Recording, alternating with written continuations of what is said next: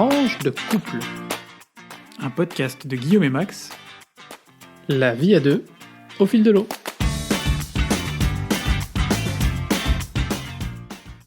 Bonjour et bienvenue à toutes et à tous pour ce 17e épisode de notre podcast Tranche de couple. 17e épisode déjà. Ah oui, le temps passe, hein. Ça veut dire 17 x 2, 34 semaines. Ça fait 34 semaines qu'on a commencé notre premier podcast. Ça paraît loin. En même temps, le début du confinement, c'était il y a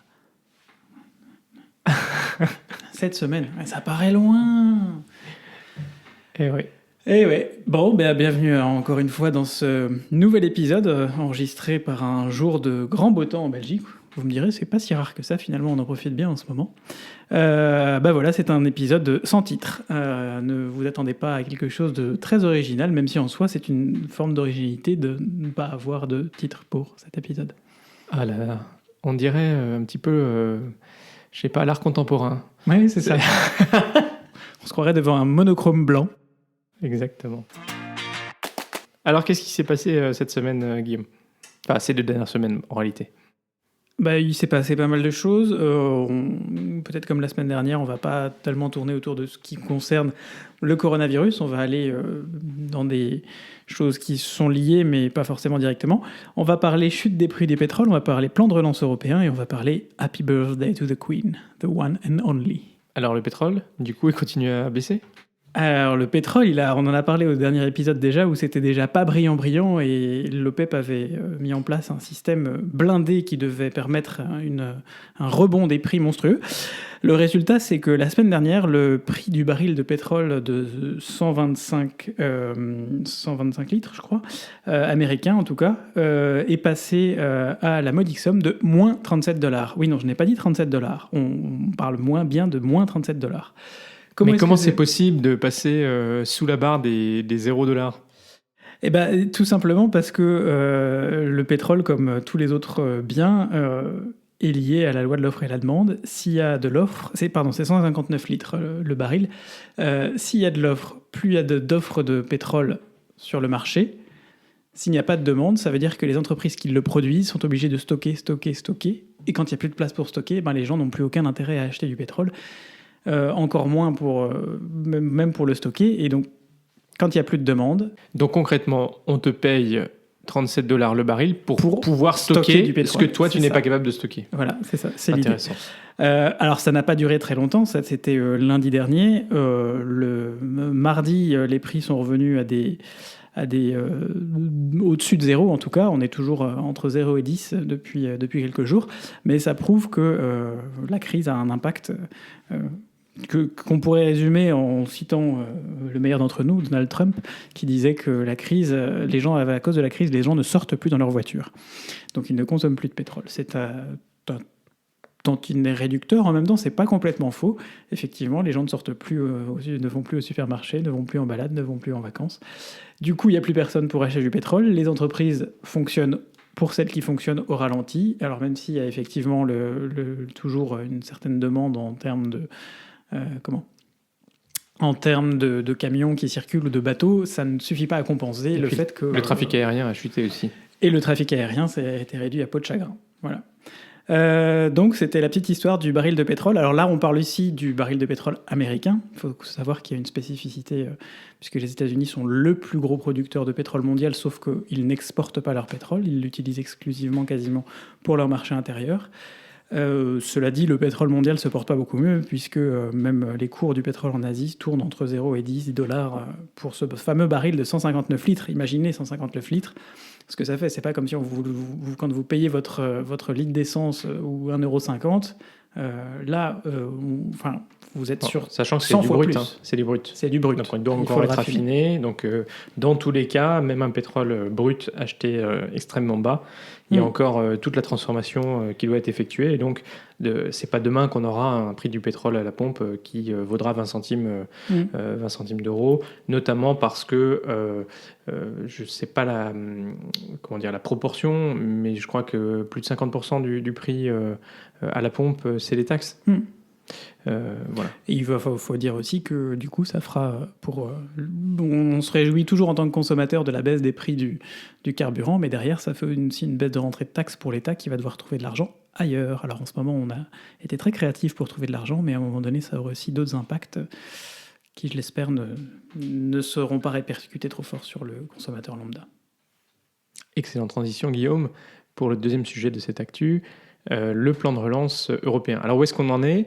Bon, on le sait, c'est pas simple entre les pays du sud de l'Europe et les pays du nord. Ça n'est pas la lune de miel. L'approche, la perspective sur le fait qu'on puisse mettre en commun des dettes ou emprunter ensemble, c'est quelque chose qui ne va pas de soi. Donc le dernier développement, c'était le sommet des chefs d'État et de gouvernement de l'Union européenne, jeudi dernier, où il n'y a pas eu de résultat immédiat, mais je crois qu'on avance progressivement dans la bonne direction parce que même si les grands paramètres qui ont été agréés sont très génériques et doivent être affinés, au moins il y a quand même une conscience que la situation est extrêmement grave. Et même pour un pays comme l'Allemagne, finalement, qui s'en sortira probablement plutôt bien parce que elle était moins affectée que d'autres pays par la crise, peut-être, on verra. Son industrie a continué à tourner en partie. En réalité, le marché intérieur, le marché commun, c'est-à-dire le commerce qui est fait au sein de l'Union européenne, va probablement augmenter en part relative dans le commerce de post-Covid, dans un premier temps parce que, on va dire, les frontières sont fermées. Voilà, les frontières sont fermées. Donc il y a un certain nombre de facteurs qui font que probablement que le commerce intra-communautaire va prendre une part plus importante. Christine Lagarde, à l'occasion de ce sommet, a quand même alerté les chefs d'État de gouvernement qu'on pourrait avoir une chute du PIB jusqu'à 15%, moins 15% de PIB au sein de l'Union européenne, ce qui représente quand même c'est énorme, on n'a jamais connu ça. On tablait sur le FMI tablait sur moins 8, je crois, pour la France, c'est pas une décroissance, c'est oui. Bah si, c'est une décroissance. Une décroissance de moins 8% l'année prochaine. Voilà, donc... pour cette année, pour 2020. Bien sûr, ça va affecter les pays de manière différente en fonction, et on verra, et ce sera sans doute difficile de mesurer l'impact de la crise tant qu'on n'aura pas vu la relance de l'économie pour voir qu'est-ce qui repart et qu'est-ce qui repart pas. Et quels sont les flux de commerce qui sont affectés. Comme on a arrêté une chaîne, ça veut dire aussi qu'il va falloir relancer aussi les chaînes d'approvisionnement avant de pouvoir produire et pouvoir vendre. Et ensuite, forcément, les consommateurs et les entreprises qui eux-mêmes ont du mal à avoir de la trésorerie, peut-être vont moins acheter. Donc, c'est une grande inconnue, ça, de savoir quel va être le comportement des consommateurs quand le déconfinement sera en partie entamé, en tout cas, savoir si les gens vont recommencer à consommer ou pas, comment ils ont été impactés, qu'est-ce que ça aura changé. Tiens, ça pourrait faire un bon sujet pour un prochain épisode. Qu'est-ce qui pourrait changer dans les mois qui viennent avec cette crise ? On en reparlera. Alors, peut-être pour terminer ce point, ce qu'on a un peu ressenti, c'est quand même qu'il y a un consensus maintenant au niveau des dirigeants des pays de l'Union européenne sur la nécessité d'une réponse collective, d'une réponse forte, et qui soit décidée relativement rapidement parce qu'on y viendra. La perspective d'un retour progressif vers quelque chose de moins confiné se dessine. Et donc, c'est là où la Commission européenne va jouer un rôle parce que finalement, en l'absence de propositions, unanimement agréées par les États, finalement, ils ont confié à la présidente de la Commission, Ursula von der Leyen, la tâche de préciser un petit peu ce plan de relance qui pourrait être en partie financé par des ressources, des emprunts propres à la Commission européenne, ce qui serait quelque chose de nouveau. Et pour donner un ordre de grandeur, Ursula von der Leyen à parler de trillions, c'est-à-dire de milliers de milliards d'euros. Ça fait beaucoup de zéros. Voilà. On vous mettra les nombres de zéros sur Twitter, parce que moi, je suis incapable de me représenter ce chiffre. Et il faut quand même espérer, parce que cette commission avait un agenda très fort en matière de transition écologique, que tout cet effort financier puisse ne pas se faire au détriment de ces objectifs durables, mais bien aussi pour conforter cette évolution, cette transition, ce qu'on appelle ici à Bruxelles le Green Deal.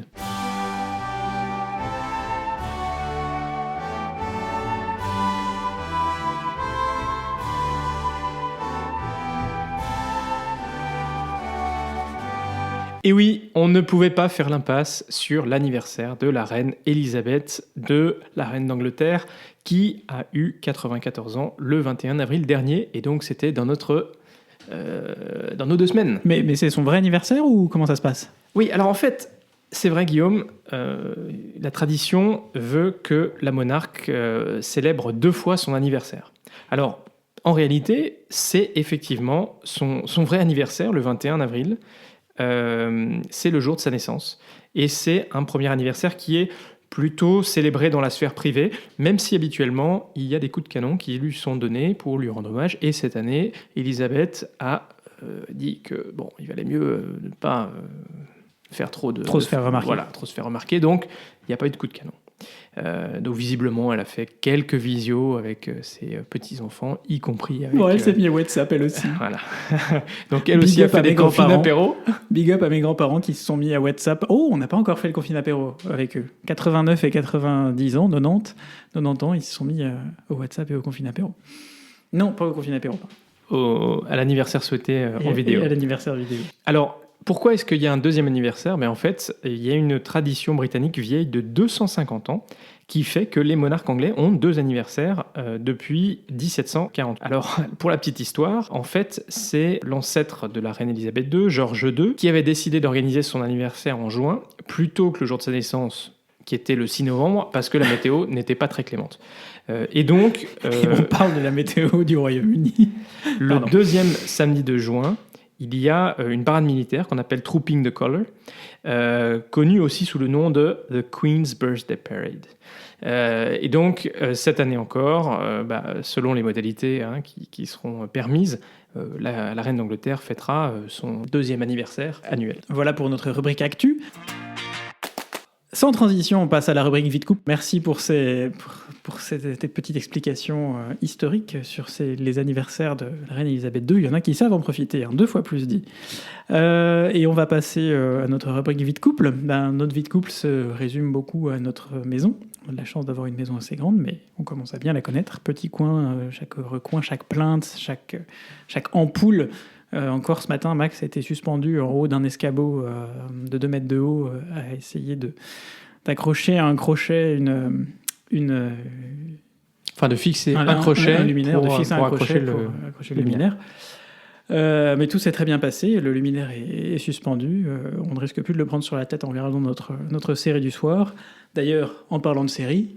Oui, alors... Effectivement, Guillaume, depuis quelques jours, on s'est lancé dans une nouvelle série, Desperate Housewives. Une nouvelle. Oui, une vieille série, mais que moi, j'avais jamais vue. Alors, visiblement, toi, tu l'avais vue à l'époque. Et ça n'a pas perdu de son mordant. Et on a eu de la chance. Notre ancienne voisine... avait les 4 premières saisons, et donc voilà, les DVD, ça a quand même cet avantage, c'est que ça permet de regarder les séries qui, malheureusement, cette série-là n'est pas disponible sur les catalogues en ligne Amazon Prime ou Netflix ici en Belgique. Voilà, Wisteria Lane s'installe chez nous maintenant régulièrement le soir. Bientôt plus de secrets pour nous, même si visiblement il y a quand même beaucoup de secrets. Encore de quoi faire. On n'est pas au bout de nos surprises. Flashback sur la rubrique petits travaux du coup, parce qu'on a quand même fait d'autres choses aussi. Max, tu veux nous en parler ? Eh oui. Alors Guillaume avait flashé sur une petite étagère. Alors je sais pas si c'est une étagère, c'est 2 planches de bois avec une jolie des jolis rectangles de métal pour les accrocher, un style un peu industriel épuré que je trouvais très sympathique dans notre cuisine. Et voilà. Et donc, ça a été un petit peu épique cet épisode. parce que en voulant fixer les chevilles, donc en faisant les trous et pour pouvoir fixer cette étagère, un soir, après une longue journée de travail, on est tombé sur un os parce que la mèche de la perceuse a ripé sur probablement un coin de brique. Et du coup, on avait un trou énorme. Voilà. Alors. Oh, t'exagères. Il était un peu plus gros que ce que. Il faisait juste le double. Il faisait le double. C'est pas comme si on avait quoi. Un trou d'obus dans le mur de la cuisine, quoi. Non, c'est vrai. Alors bon, du coup, on a dû faire un petit peu de bricolage. Mais comme maintenant, on commence à s'y connaître un petit peu plus, on a mis un petit peu un petit bouche-trou. Un petit bouche-trou avec une cheville. Guillaume nous a mis un petit coup de peinture pour pas que ça se voit trop. Et puis 2 jours après. Ce matin, on a pu fixer cette belle étagère. Alors, on vous mettra une photo sur Twitter parce que je trouve que ça rend vachement bien avec notre mur bleu canard. Absolument. Voilà. Et il faut dire que le bricolage a été sans doute connu un petit pic cette semaine en Belgique puisque les magasins de bricolage étaient fermés depuis déjà plusieurs semaines. Pampelop, et ils ont rouvert il y a une semaine tout pile, ça y est. Voilà. Alors, c'est pas forcément. Ça veut pas forcément dire que tout le monde a pu faire du bricolage cette semaine, parce qu'il y avait des files, des queues très longues. Ici, on appelle ça des files. Hein, désolé. Des queues très longues devant les magasins. Et moi-même, hier, pour aller acheter quelques outils, j'ai fait probablement autour de 40 minutes de queue quand même pour pouvoir rentrer dans le. Qu'il est courageux, Joupi. Bon, mais donc voilà, ça c'était un peu la séquence bricolage. Côté aménagement, je crois qu'on a plutôt bien avancé, hein, parce qu'on a reçu un certain nombre de meubles qu'on avait commandés. On a maintenant un beau buffet, un beau meuble pour la télé.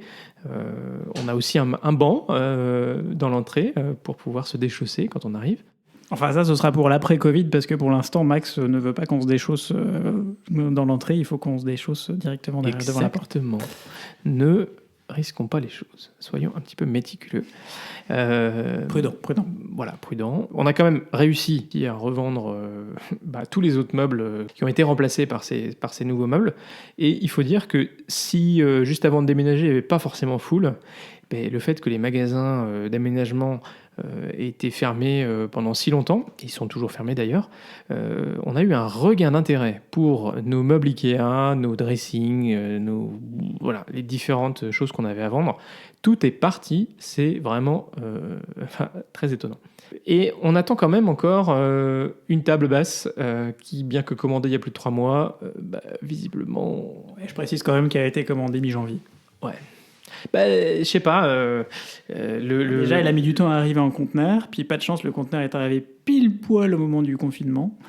Et puis là, pas de chance, apparemment, il n'y a pas de c'est compliqué entre la France et la Belgique. Bon, ce qui est un peu compliqué, je pense. Ce qui est un peu compliqué, c'est qu'on a reçu quand même d'autres meubles qui venaient de France, mais bon. Passons. Et sinon, comment est-ce qu'on s'occupe ? On a déjà parlé des séries. Alors, un autre moyen qui est assez sympa, je ne sais pas si vous avez déjà testé, mais de plus en plus, les gens font des jeux à distance. C'est-à-dire, le principe, c'est qu'en gros, vous allumez une connexion Skype, et puis en parallèle, vous jouez à une partie en réseau sur Internet, sur votre téléphone ou sur votre iPad, avec des jeux qui le permettent. Donc, par exemple, la semaine dernière, on a fait une partie de Cluedo avec un ami qui est William, qui est au centre-ville de Bruxelles. Et on a aussi fait une partie... On a un confinement très sérieux. Ouais, ça c'est vrai. C'était quoi le deuxième jeu auquel on a joué, Guillaume ? On a joué à Cluedo et avant, on avait joué à Ticket to Ride. Ah ouais, les petits trains, les wagons, là. Voilà, bref, c'est les petites choses qu'on peut faire et qui peuvent être sympas aussi pour passer un bon moment ensemble. Même si, les jeux de société physiques, y a pas de... Ça reste mieux, hein. Rubrique suivante, l'être français en Belgique, la Belgique, Belgitude, rubrique Magritte, ceci n'est pas une pipe. Aujourd'hui, on va parler d'une grande nouvelle. Alors, il y a une tradition en Belgique qui est celle depuis le début de cette crise, qui est d'ailleurs fait l'objet de certaines certaines critiques. Alors en Belgique, c'est pas la même façon de critiquer qu'en France. C'est un poil plus feutré, c'est souvent assez orienté en termes de communauté d'origine des critiques. C'est l'une qui critique l'autre. Ou le gouvernement fédéral, l'opposition qui critique le gouvernement fédéral. Bref, c'est une autre façon de critiquer. Les conférences de presse qui ont lieu après les réunions du Conseil de sécurité.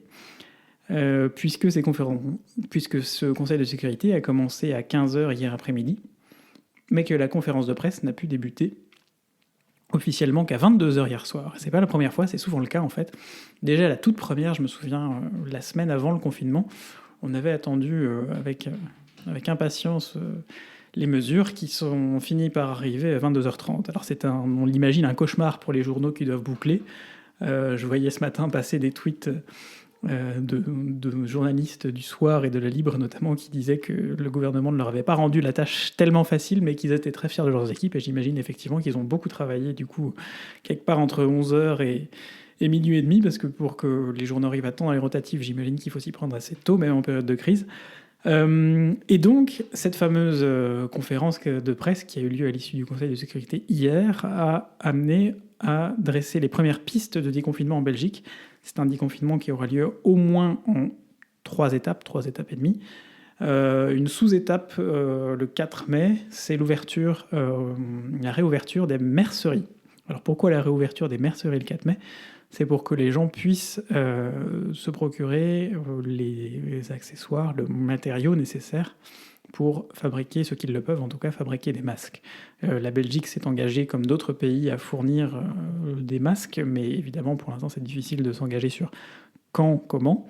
Donc, ils comptent aussi sur les bonnes volontés collectives. D'ailleurs, j'en profite pour faire un big up aussi à Lamia, notre ancienne voisine, qui est toujours une voisine en termes géographiques, mais plus dans le même immeuble, qui s'est lancée dans la confection de masques au début pour elle, et puis qui se retrouve à avoir un carnet de commandes d'une quinzaine de masques. Elle m'en a fait un. Il y a celui de Max qui va arriver assez vite. Voilà, c'est dire que le pays compte aussi sur la débrouillardise individuelle pour arriver à ces masques. La grande première date de ce déconfinement, c'est le 11 mai.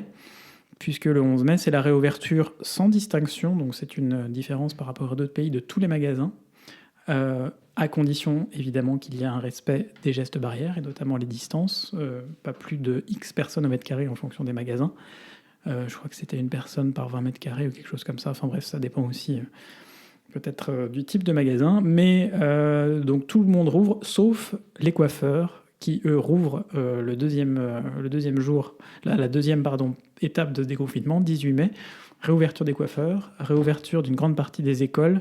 Encore une fois, il y a des mesures comme en France qui vont être prises et qui vont être étudiées sur comment faire en sorte que ça se passe au mieux. Mais voilà, on avait ici deux écoles. Max, tu veux peut-être nous parler de l'école flamande de réouverture ou de l'école wallonne, le 15 mai ou le 18 mai? Et oui, parce que le gouvernement flamand souhaitait rouvrir les écoles en fait le vendredi 15 mai, alors que le gouvernement wallon était parti sur le lundi 18 mai. Et en fait, la logique du gouvernement flamand, c'était en gros d'avoir une journée pour tester un petit peu les conditions particulières de réouverture des écoles et pouvoir ajuster éventuellement durant le week-end ce qui était nécessaire. Mais du coup, Guillaume...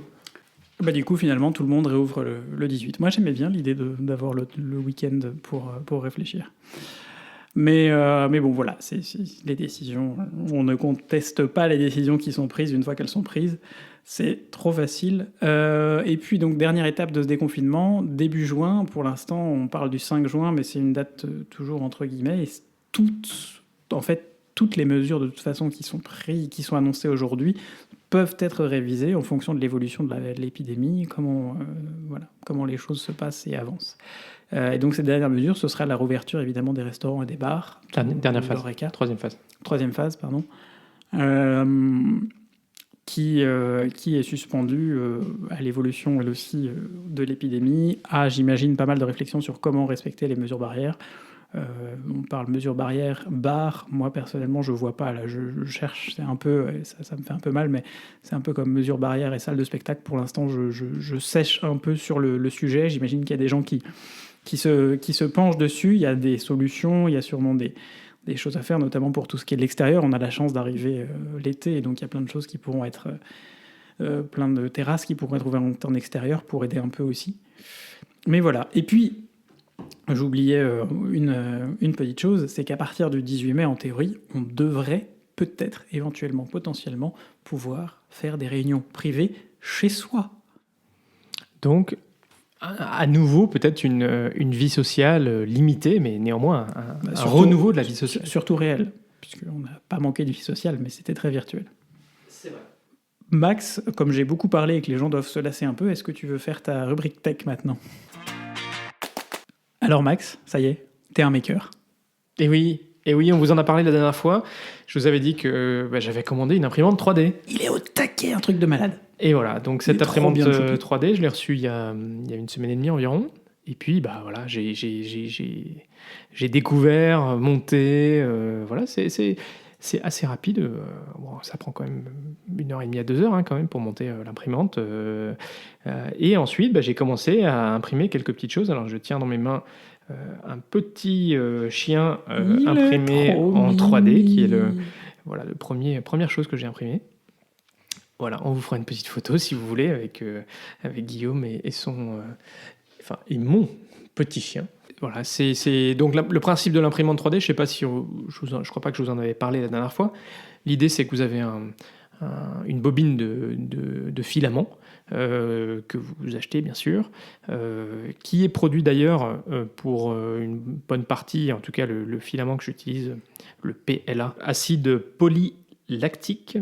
Il est issu de matières premières renouvelables et naturelles, telles que le maïs. Et donc, le principe, c'est que ce filament en bobine est chauffé à 200 degrés ou 210 degrés.